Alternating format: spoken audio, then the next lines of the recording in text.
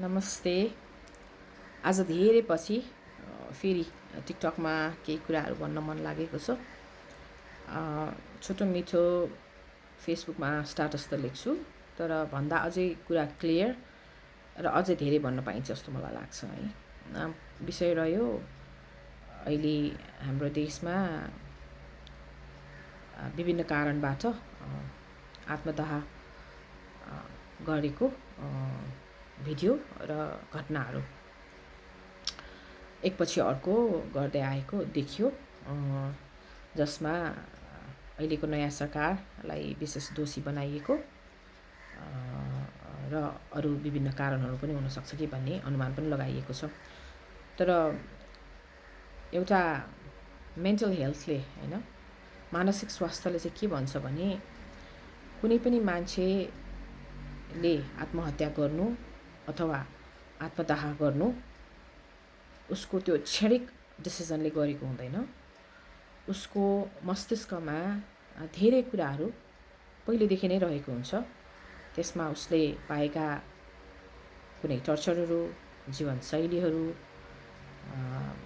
विगतमा विभिन्न किसिमका घटनाहरू जसले उसलाई आघात पुर्याएको हुन्छ, ती सबै कुराहरूले उसको मन दुखी अथवा उसको मस्तिष्कले धेरै कुराहरू झेल्नु परेको देखिन्छ। मान्छेले पहिला कम आउट हुन खोज्छ, जे पनि होइन। दुःख छ भने त्यो दुःखलाई कसरी समाधानमा ल्याउने भन्ने कुराहरू, अनसक्सेस छु भने कसरी सक्सेस हुने भन्ने धेरै कुराहरू गर्दै आएको हुन्छ। तर गर्दा गर्दै पनि सबै मान्छे सक्सेस भएका हुँदैनन् विभिन्न विषयमा होइन। अनि उसलाई त्यो कुराले पनि धेरै पोलिरहेको हुन्छ। त्यसमा अब परिवारका कुरा आउँछन्, सामाजिक कुरा आउँछन्, आफ्ना इष्टमित्रका कुराहरू हुन्छन्, आफू स्वयंकै कुराहरू पनि आउँछन् होइन, आफ्नो ओन बिहेभियर्सहरूको पनि कुरा आउँछन्। ती कुराहरूलाई सम्हाल्न नसक्दा अथवा भनेको जस्तो बाहिरबाट पनि आफन्तबाट पनि रिजल्टहरू नआउँदा धेरै मानिसहरू चिन्ता होइन, भनौँ न स्ट्रेस, एङ्जाइटी, डिप्रेसनबाट धेरै पीडित भएका हामीले देखेका हुन्छन्। तर त्यो मान्छेले नोटिस गर्दैन होइन। अब लाइफ इज गोइङ अन, मेरो बच्चाहरू पढिरहेछ, मेरो श्रीमती यस्तो छ, मेरो श्रीमान यस्तो छ, मेरो घराइसी जीवन यस्तो छ, मेरो काम चलिरहेछ भने, तर त्यो भित्रको जुन पीडा हुन्छ नि, त्यसलाई बुझ्न सक्ने जो कोही पनि हुँदैन र कहिलेकाहीँ स्वयं आफ्नै कुराहरू बुझ्न सकेको हुँदैन के। अनि त्यो पीडाहरू, त्यो सबै कुराहरू सरप्रेस्ड हुँदा हुँदा, पाइल अप हुँदा हुँदा एक दिन ब्रस्ट हुन्छ भन्छौँ नि हामीले। त्यो ब्रस्ट हुने कन्डिसनमा चाहिँ अनि उसले एउटा कुनै त्यस्तै किसिमको उसलाई एकदमै धेरै टर्चर भएको बेलामा कुनै त्यस्तो घटना घट्यो भने उसले एकदमै छिटो क्विक डिसिजन गरेर आफूलाई हानि गर्ने, आत्मदाह गर्ने, आत्महत्या गर्ने कुराहरू चाहिँ उसले गर्छ। तर यो कुरा एकैचोटि दिमागमा आएको हुँदैन। उसलाई त्यो फ्रस्ट्रेसनले यो कसरी गर्ने भनेर धेरै उसले कुराहरू चाहिँ दिमागमा खेलाइरहेको हुन्छ, त्यो उसको माइन्डमा हुन्छ, त्यो एक्सनमा मात्र नआएको हुन्छ। त्यसकारण एउटै मात्र कारणले मानिसले आत्महत्या अथवा आत्मदाह गरेको हुँदैन। यो कुरालाई हामीले बुझ्नुपर्छ। यो कुरालाई समाजले पनि बुझ्नु पर्यो, सरकारले पनि बुझ्नु पर्यो, आफ्नो पारिवारिक वातावरणले बुझ्नु पर्यो, आफूले आफूलाई पनि बुझ्नु पर्यो है। सबै अरूले मात्र बुझिदिन्छ भनेर पनि हुँदैन। त्यसकारण मात्रै कुराको समाधान अथवा जिन्दगी नै त्यागेर यो संसार छोडेर जानुपर्ने स्टेजहरू चाहिँ आउँदैन।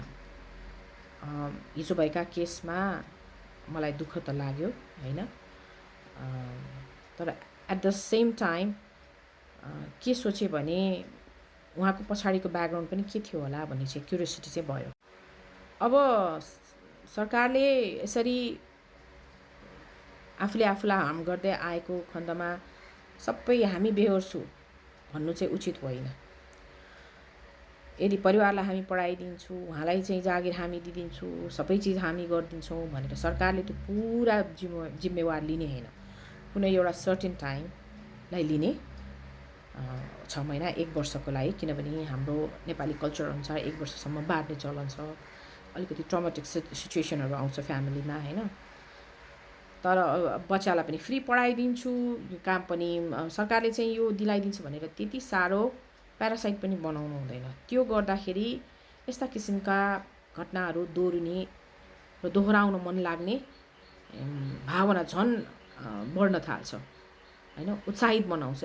ल म त यस्तो भयो अरे नि त, मलाई सरकारले हेरिदिने रहेछ, के टन्टै छ भने जस्तो कि। हामीले माछा मार्न सिकाउने हो, माछा मारेर पोलेर खाऊ, फ्राई गरेर खाऊ, झोल हालेर खाऊ भनेर दिने होइन। त्यस कारण अपर्च्युनिटी चाहिँ दिनुपर्छ र विशेष प्रायोरिटिज दिनुपर्छ। तर सबै चिज सरकारले गरिदिन्छ भनेर त्यो किसिमको फेसिलिटिज चाहिँ दिनुहुन्न। भोलि त्यसको शिकार उसका बच्चाहरू हुन्छन्, किनभने स्कुलमा पढ्दा उसलाई त सरकारले पढाएको छ भन्ने हुन्छ।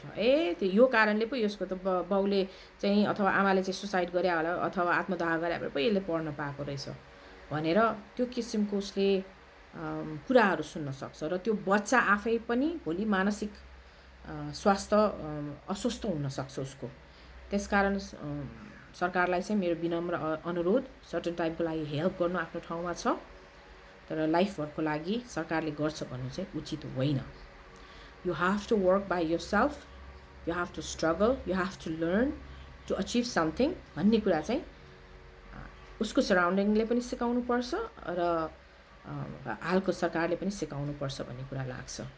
र सोसल मिडियालाई यस्ता कुराहरूलाई हरेक ठाउँमा चाहिँ पोस्ट गर्न दिनु हुँदैन। These are the more poisonous things. जसले हेर्छ त्यो मान्छेलाई, जो मान्छेलाई त्यो भावना आइरहेको हुन्छ, त्यो मान्छेले उसले त गर्यो भनेर ऊ झन् उत्साहित हुन्छ। So these kinds of news आयो भने पनि तुरुन्तै ब्यान्ड भइहाल्नुपर्छ, त्यो न्युज झिक्न लगाएर हाल्नुपर्छ। यस्ता कुराहरू व्यक्तिले नि भन्ने, न्युजले पनि भन्ने, युट्युबले नि भन्ने, फेसबुकमा पनि भन्ने, सबैले भन्नु हुँदैन।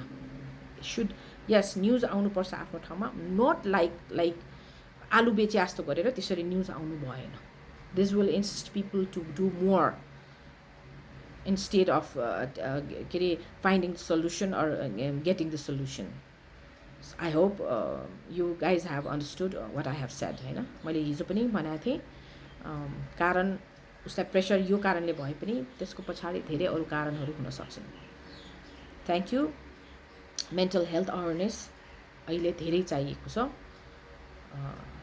हरेक कन्ट्रीमा, र हाम्रो विशेष हामी जस्तो एउटा स्पिरिचुअल कुरामा विश्वास गर्ने र अलिकति इलिटरेट पिपल भन्दा के अरे लिटरेट पिपल भन्दा इलिटरेट पिपल धेरै भएको कन्ट्रीहरूमा चाहिँ यो अलिकति लागू गर्नुपर्छ। घरदेखि अफिस, मठ, मन्दिर, विद्यालय सबै ठाउँमा यो अवेरनेस चाहिन्छ। Thank you.